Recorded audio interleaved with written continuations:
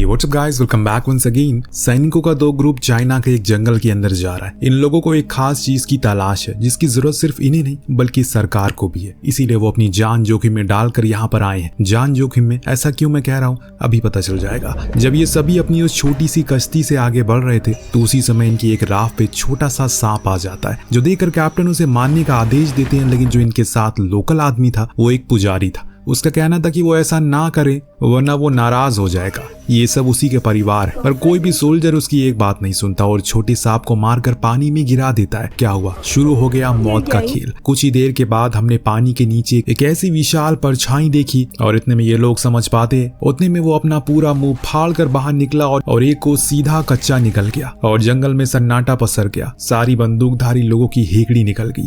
Captain ने फौरन कश्ती को घुमाने को कहा, लेकिन अब भागने का कोई मतलब नहीं बनता क्योंकि उसे गुस्सा आ चुका है और जब तक वो गुस्सा शांत नहीं होगा वो चुपचाप तो बिल्कुल नहीं बैठेगा। जब ये लोग पीछे हटना शुरू हुए तो वो आगे बढ़ना शुरू हो गया, जो देखकर सभी ने एक साथ गोली बरसाने लगे और हर तरफ गोलियों की गंगनाहट गूंज उठी। वो भी अपना रास्ता बदल लेता है और तब कैप्टन फौरन किनारे पर जाने को बोलते हैं, लेकिन जाते जाते वो अपने एक शिकार लेकर बचे हुए जितने भी लोग थे अब सभी भागकर जंगल की ओर आ गए। लेकिन इस बात का जरा भी अंदाजा नहीं है कि वो पानी में कम जमीन पर ज्यादा शक्तिशाली है। अब तो पाताल में भी अगर भाग जाएंगे तो भी वो उन्हें मौत के घाट उतार कर रहेगा। जब ये लोग थोड़ा अंदर गए तो हमें देखा कि वो इन्हीं के पीछे है और सभी की हक्की बक्की गुम हो चुकी है। जिस सोल्जर ने सबसे पहले गोली चलाई थी वो ही सबसे डर रहा था, पर शुक्र है कि वो इन्हें देख नहीं सका और वहां से चला गया। इसके बाद ये और अंदर चले गए इस उम्मीद में कि इनकी जान बच जाएगी, पर वो पुजारी जानता था कि उसने गुनाह कर दिया है और पाप करने के बाद वो अब उसी घर में जा रहे हैं। इसीलिए एक जगह पर रुककर वो हाथ जोड़कर माफी मांगता है। किससे माफी मांगता है ये तो हमें नहीं दिखाया गया, लेकिन हाँ वो जरूर बहुत ही ज्यादा डरा हुआ है क्योंकि उसे अंजाम पता है। अचानक कैप्टन ली को एक अजीब सी आहट सुनाई थी, जैसे कोई रेंग रहा हो। वो फौरन अपने लोगों को खुले में जाने को कहते हैं ताकि वो चारों तरफ अपनी नजर रखे। सभी ने ऐसा ही किया, लेकिन पुजारी एक पेड़ के नीचे चुपचाप सहमा खड़ा रहा। अचानक उसे ऊपर कुछ टपका। जब उसने ऊपर देखा तो ऊपर से मौत आई थी और उसे निगल ले गई। ऐसा मंजर देखने के बाद कैप्टन भी डर जाते हैं। वो फौरन शूट का ऑर्डर देते हैं और जितनी भी लोग थे सब के सब एक साथ फायरिंग करते हैं। इनके पिस्टल में जितनी गोलियां थे उन्होंने सब के सब उसके शरीर में उतार दी, लेकिन उसे एक रत्ती भर का असर नहीं हुआ। यहाँ तक कि वो तो एक दो को निगल भी जाता है और जब उसने कैप्टन को देखा तो उसकी तरफ बढ़ा उसे निगलने के लिए, लेकिन कैप्टन उसके वार से न जाने कैसे बच गया और दूसरी साइड हो गया। पर वो दोबारा आया और इस बारी कैप्टन भी तैयार था। उसने अपना चाकू निकाला और उसके पीठ पर एक गहरा घाव दिया। इससे वो विशाल सांप और ज्यादा गुस्से में आ गया और पागलों की तरह तोड़फोड़ करने लगा। कैप्टन ने देखा वहां एक पेड़ है तो वो उसके पीछे चले गए, जिसकी झाड़ियों से वो इस पार नहीं आ पा रहा था। ऐसा होने पर वो छटपटा रहा था, जो देखकर कैप्टन ने अपने पास से एक ग्रेनेड निकाला और उसकी तरफ फेंक दिया। लेकिन जब तक वो ग्रेनेड उस तक पहुंचता उसने अपनी पूंछ से कैप्टन पर हमला कर दिया, जिससे वो उसी ग्रेनेड के पास जा गिरे जिसमें वो बुरी तरह से घायल हो जाते। अब सिर्फ एक ही था जो बचा था और सही सलामत हाल में था, लेकिन उसके पास भी वो सांप आता है जो उसके ऊपर फन फहराए बैठा था। मानो वो ये कह रहा हो कि हर जंग इंसान नहीं जीतता और हर बारी सिर्फ प्रकृति को खामियाजा नहीं भुगतना पड़ता। आगे क्या हुआ ये किसी को पता नहीं चला, लेकिन अब कहानी आज से 12 साल बाद शिफ्ट होती है। हमने देखा कि दो लोग एक जगह पर किसी को ढूंढने के लिए आए। जब वो वहां पहुंचे तो एक अजीब सा शख्स वहां बैठा था जिसका मानसिक संतुलन पूरी तरह से खराब था। वो जब इन दोनों को देखता है तो इनके ऊपर हमला करने लगता है, लेकिन टैंग जो कि लड़की थी वो उसे शांत होने को बोलती है। लेकिन जब वो शांत नहीं हो पाई तो उसके सामने एक लॉकेट लटका दिया जिसे कैप्टन ली की तस्वीर थी। दरअसल टैंग ली की बेटी है। अपने पिता के बारे में जानने के लिए वो यहाँ पर आई है, लेकिन अभी तक कोई ऐसा सुराग नहीं मिला जिसे वो पता लगा सके कि आखिर उस दिन क्या हुआ था। वो शख्स कोई और नहीं बल्कि वही आखिरी बचा हुआ सोल्जर था जिसने सबसे पहले गोली चलाई थी। काऊ ने बताया कि उसके पिता और बाकी लोग एक खास किस्म के पेड़ को ढूंढने के लिए यहाँ पर आए थे जिस पर एक फूल उगता है जो किसी को भी अमर बना सकता है और अगर वो मार्केट में आ गया तो हर कोई माला माल हो जाएगा। इसीलिए हम उसकी तलाश में यहाँ आए, लेकिन यहाँ के खतरों से अनजान थे। हमें कई बार आगाह किया गया, लेकिन ताकत के नशे में चूर हमने कई गलतियां की और उसी का खामियाजा हमने भुगता। एक विशाल सांप ने हमारे ऊपर हमला किया जिसमें सब मारे गए, सिर्फ मैं जिंदा बच गया। टैंग ने हैरानी से पूछा कि कैसे। काऊ ने बताया कि मैं भी उन्हीं की तरह था, उनका हिस्सा बनने वाला था, लेकिन अहम समय पर वहां एक छोटी बच्ची आ गई जिसने एक धुन बजाई और जो सुनकर सांप वहां से चला गया। वो पास के ही कबीले में रहती है। उस टापू पे ऐसे कबीले में रहने वाले लोग बहुत ही कम हैं, लेकिन जब मैं वहां गया तो मुझे पता चला कि वो विशाल सांप उनका पालतू है जो उन्हें कुछ नहीं कहता। इसीलिए उनसे उस छोटी बच्ची की बात को मान लिया। उन लोगों ने मेरा बहुत ख्याल रखा और फिर बाद में मुझे एक नक्शा भी दिया ताकि मैं उस आइलैंड से बाहर आ सकूं। टैंग का कहना था कि वो किसी भी हाल में उस टापू पर जाएगी ताकि अपने पिता के बारे में जानकारी इकट्ठा कर सके और लोगों को ये समझाने के लिए मजबूर करे कि कुछ विलुप्त जानवर है जो अभी भी जिंदा है, लेकिन वो जहां है उन्हें वहीं रहने दे, उन्हें छेड़ा ना जाए वरना अनर्थ हो जाएगा। काऊ का कहना था वो उस टापू पर ना जाए क्योंकि वहां जाने वाला कभी वापस ही नहीं आता, पर टैंग को तो जाना था। उसने नक्शा लिया, एक छोटी बोट लेकर निकल गई अपनी टीम के साथ। उन्हें सच में कुछ ऐसा मिलने वाला था जो अभी तक किसी को कभी हासिल नहीं हुआ था और ना ही किसी ने उसे देखा था। उस सांप से भी अद्भुत कुछ। इन लोगों के साथ एक फोटोग्राफर भी होता है जो सारी चीजों को अपने कैमरा में कैद कर रहा था। हमने देखा कि टैंग काफी बारीकी से उस नक्शे को पढ़ने की कोशिश कर रही थी, लेकिन तभी अचानक इनके बोट पर एक झटका लगा। सबके सब डर गए। हालांकि इनमें किसी ने किसी को देखा नहीं, लेकिन हमने देखा कि दरअसल ये एक 2 मुंह वाला सांप था जिसके पैर भी थे। वो बस इनके नीचे से गुजरा था और इतने में ही ये डर गए। जो कैप्टन था बोट का वो वापस आ जाने को कहता है क्योंकि जो कुछ भी चीज वो थी वो बहुत ही बड़ी थी और इनके रडार में ही शो नहीं हुआ। पर टैंग ने आगे चलने को कहा क्योंकि ऐसे ही न जाने कितने खतरे आएंगे। अगर ऐसे ही वो डर गए तो कभी उस द्वीप को ढूंढ ही नहीं पाएंगे। उसकी बात को मानते हुए ये लोग आगे बढ़ गए और फिर जब रास्ता पतला हो गया तो इन्होंने भी एक छोटी कश्ती बनाई। उसी रास्ते से बढ़ने लगे। ये सेम उसी जगह पहुंच गए जहां से 12 साल पहले वो लोग आए थे। अचानक इनकी बोट पर वही सांप आ गया, ढेर सारे। जो देखकर फोटोग्राफर था वो मानने के लिए आगे बढ़ा, लेकिन सीईओ ने उसे रोक लिया। कहा कि अगर हम जब तक इन्हें कुछ नहीं करेंगे तब तक ये हमारे साथ कुछ नहीं करेंगे। टैंग इन अनोखे सांपों को देखकर बहुत ज्यादा खुश थी क्योंकि ये आम जंगलों में नहीं पाए जाते हैं। जब इन्होंने कुछ नहीं किया तो वो अपने आप वहां से चले गए और फिर ये लोग जब कुछ दूर आगे पहुंचे तो टैंग को काऊ की कही बात याद आई। अगर तुम्हें उस रहस्यमयी द्वीप तक पहुंचना है तो उसके लिए तुम्हें पहले कुछ इम्तिहान देने पड़ेंगे, जिसमें सबसे पहला है पानी के सांप, जिन्हें वो पास नहीं कर पाए थे, इसीलिए उन सभी की जान चलेगी। पर इन लोगों ने उसे पास कर लिया और इसीलिए इन्हें अब उस द्वीप के अंश दिखने लगते हैं। टैंग बहुत खुश होती है क्योंकि अगर उसने उस द्वीप को खोज लिया और अपने पिता का अधूरा सपना पूरा कर लिया तो हो सकता है कि पिता को भी ढूंढ ले। देखते ही देखते अंधेरा होने को आ जाता है और यहाँ हम कुछ और किरदारों से मिलते हैं। ये एक कबीला था जहाँ पर एक आदमी को भागने की सजा दी जा रही थी। इस बीच वहाँ लेन नाम की महिला एक बट्टू नाम के देवता के साथ पहुंची। इन सभी ने एक जैसा पोशाक पहना था। लेन की बातों से पता चला कि वो सजा के तौर पर उसके कान को काट देंगे और उन्हें सांपों को दे देंगे। अगर उसने दोबारा यही गलती की तो इस बारी पूरा उसे सौंप देंगे उन सांपों को। इन लोगों के लिए वो सांप ही सब कुछ है।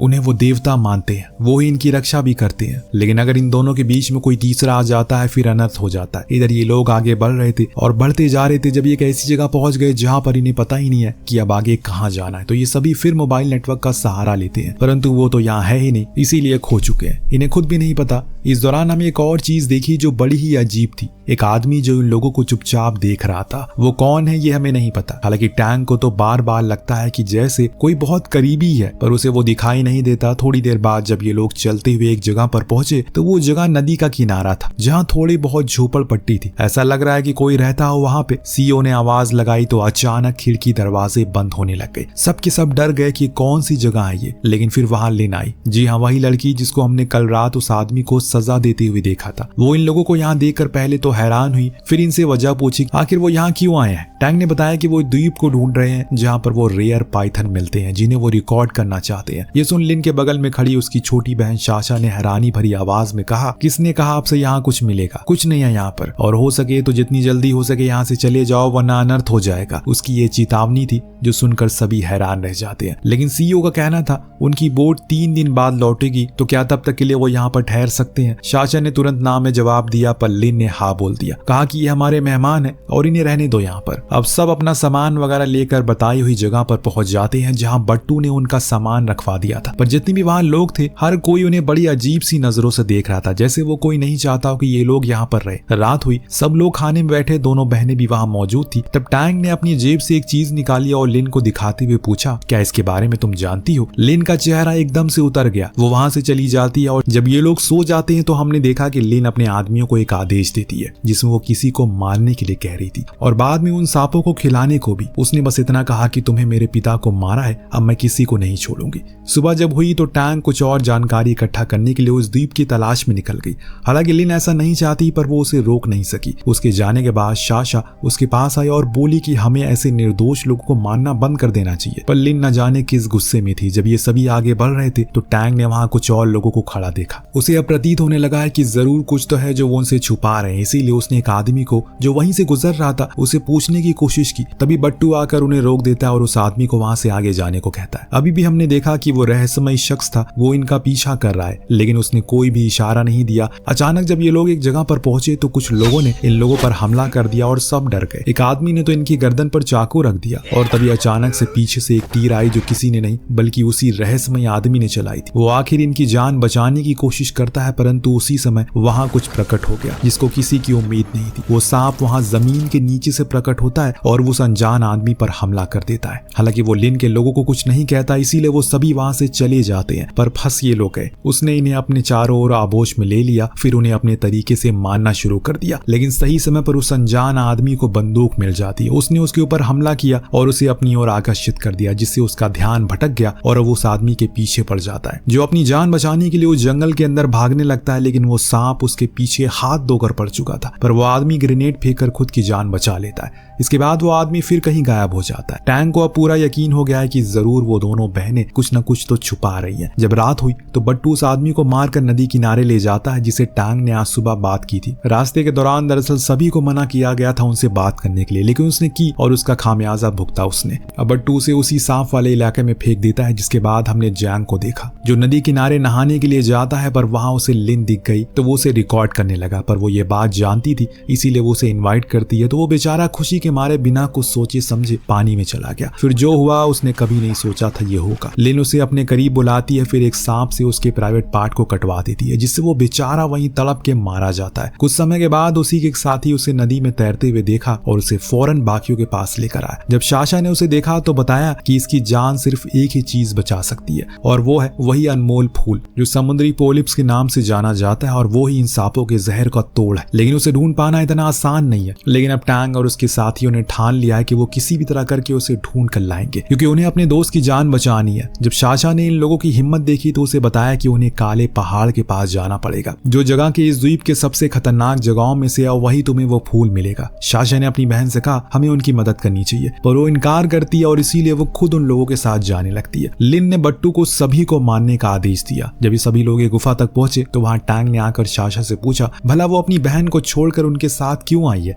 तो उसने कहा कि वो लोग काफी अच्छे हैं, उन्हें अपने मतलब की कोई परवाह नहीं है, वो सिर्फ अपने दोस्त की जान बचाना चाहते हैं। ऐसे ही उसके पिता भी थे, वो बहुत ही दयालु थे। एक दिन जब हम लोग छोटे थे तो वो एक बड़ा सा अंडा लेकर आए जो एक सांप का था, जिसकी माँ को किसी ने मार दिया था। एक दिन उस अंडे में से एक सांप निकला और हमने उसे पाल लिया। लेकिन गांव वालों को लगा कि उस सांप की वजह से यहाँ के लोगों की जान जा रही है, इसीलिए उन्होंने मेरे पिता को मार दिया। और तब से लिंक को लगता है कि कोई भी बाहर वाला हो तो वो दुश्मन ही होगा, इसीलिए वो उन्हें मारने के लिए अपने लोगों को भेजती रहती है। टैंग और बाकी के लोग फौरन रस्सी की मदद से नीचे उतरने लगते हैं और लियोन को ऊपर ही रखते हैं ताकि वो देख सके कि कोई आ ना जाए। पर दोस्तों, इनके जाते ही बट्टू वहां आ गया और उसने सबसे पहले लियोन को बेहोश किया। दरअसल अभी ये लोग जिस जगह पर है वो वही काला पहाड़ है जो उन्हें गांव के करीब में था। अब बाकी के लोग नीचे उस पेड़ के खोज में थे और बट्टू अब रस्सी को काटने लगता है जिसे ये लोग बांधे हुए थे। लेकिन तभी वो अनजान आदमी वहां आ जाता है, जिसे देखकर बट्टू भाग जाता है। इधर नीचे इन लोगों की तलाश जारी रहती है और जब ये सभी उस गहराई वाली जगह पर पहुंचते हैं तो इन्हें एक अजीब सी गंध आने लगती है। दरअसल वहां पर कई लोगों के कंकाल पड़े थे और दीवारों पर कुछ लिखा था, जिसे टैंग समझ जाती है दरअसल यहाँ से वो पेड़ ज्यादा दूर नहीं है, लेकिन असली सफर यहीं से शुरू होने वाला है। इस बीच उसे एक कंकाल पर लटकी एक लॉकेट मिली, जिसको जब उसने खोला तो उसके अंदर उसके पिता की तस्वीर थी। ये देखकर वो एकदम भावुक हो जाती है। उसे यकीन हो जाता है कि उसके पिता यहाँ तक आए थे, लेकिन यहाँ से वो कहाँ गए नहीं पता। अब इन्हें वो छोटा पेड़ भी मिल जाता है जिसकी एक टहनी इन्हें तोड़ ली, और अब तो बाहर जाने का रास्ता भी मिल चुका है। लेकिन रास्ते में सांप के अंडे हैं। उन्हें बच बच के ये लोग ऊपर पहुंचते हैं, पर एक से वो अंडा टूट जाता है। फिर वही हुआ जिसका डर था। वो सांप वहां न जाने कैसे प्रकट हो जाता है और इनके पीछे पड़ जाता है। वो साशा को भी नहीं छोड़ रहा। अब सीओ ने बहकाकर उसे अपने पीछे लगा तो लिया, लेकिन अंत में वो भी उसके साथ आ गया और सब सभी की जान खतरे में आ गई। चाहे जितना भी भाग लो वो अब बचने वाले नहीं है। वो सांप अब उनके सामने फन फैलाए खड़ा था। लेकिन दोस्तों इससे पहले कि वो किसी की जान लेता, अचानक वही रहस्यमयी शख्स प्रकट हो गया, वो भी उस सांप के ऊपर, और उसे वो सांप कुछ नहीं कहता। जब वो आदमी टैंग को देखा तो उसे अपना निकाब हटाता है। टैंग उसके करीब गई तो वो शख्स ने एक लॉकेट दिखाया जिसका आधा टुकड़ा टैंग के पास भी मौजूद था। ये पल बेहद भावुक था क्योंकि आज से टैंग को अपने पिता मिल चुके थे। दोनों खूब रोते हैं क्योंकि आज वो सालों के बाद मिल रहे थे। दूसरी तरफ लिन ने इन्हीं के एक साथी गिना को बंदी बना लिया। तभी उसके पास शाशा आई जिसने उसे समझाया कि वो ये सब करना बंद कर दे। उनके पिता का बदला पहले ही पूरा हो चुका है, उसे ऐसे निर्दोष लोगों को मारना बंद कर देना चाहिए। पीछे से बाकी लोग आकर गेना को चुरा लेते हैं और अपने जख्मी दोस्त को भी वो पेड़ का रस पिला देते हैं जिससे वो होश में आने लगते हैं। लेकिन तभी वहां लिन आकर बांसुरी बजा देती है जिससे उसका वो सांप आ गया जो अभी ने मारने के लिए आगे बढ़ रहा था। लेकिन ली अब अपना सांप बुलाता है और फिर दोनों में लड़ाई होती है, पर लिन का सांप ज्यादा ताकतवर निकला। इधर बट्टू भी ली को घायल कर देता है। अपने पिता की ऐसी हालत देख कर टैंग रोने लगती है क्योंकि वो अब बस मरने ही वाले थे। उधर शाशा अपनी बहन को बचाती है क्योंकि वो सांप बेकाबू हो चुका है। वो उसके मुंह से ग्रेनेड फेंककर उसे खत्म करने की कोशिश करती है, पर वो और ज्यादा गुस्से में आ गया और उसने लिन को ही निगल लिया। बाकी के लोग शाशा को वहां से लेकर दूर आ जाते हैं, पर वो सांप अभी भी उनके पीछे पड़ा हुआ था। लेकिन अचानक वो रुक गया क्योंकि तभी नदी से नाग देवता बाहर आए। बस उन्होंने अपनी एक झलक दिखाई और जिससे वो डर कर भाग गया। टैंग ने अपने पिता को वही दफना दिया और फिर शाशा को लेकर उस द्वीप से बाहर आ गई। उसने उसके बाद कभी किसी को उस आइलैंड के बारे में कभी कुछ नहीं बताया क्योंकि वो नहीं चाहती कि यहाँ आकर कोई भी इस द्वीप को नुकसान पहुंचाए। इसी के साथ ये कहानी यहीं पर समाप्त होती है। ये कमाल की कहानी आपको कैसी लगी हमें कमेंट करके जरूर बताइएगा और इंस्टाग्राम पे फॉलो मत करना भूलिएगा। आईडी है MobiTV25। Peace out.